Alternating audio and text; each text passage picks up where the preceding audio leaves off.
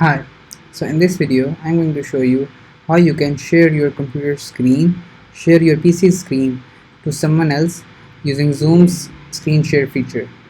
So first of all, here is my Zoom account. This is a temporary Zoom account that I created for the purpose of this video. So let's just I have already sent this Zoom link to another PC of mine. So let's first open Zoom.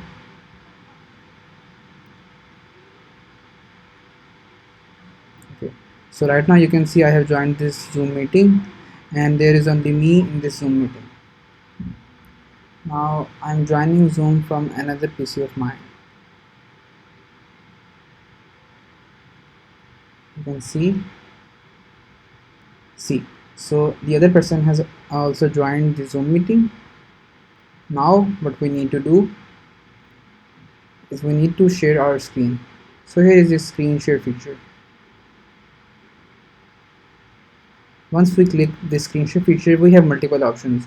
We can either share our whole screen or we can share part of an application. So I can either share this particular folder, this Chrome window, or this whole desktop. So I can just click this desktop and click share. Now the other person can see my screen. So obviously you guys can't see that. Let me just share the screen from the other person. So this one is the interesting part.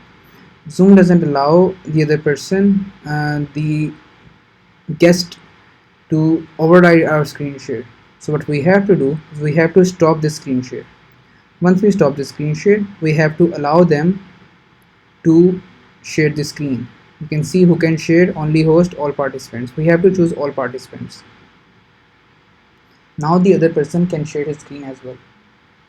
So let me just quickly allow screen share from the other window.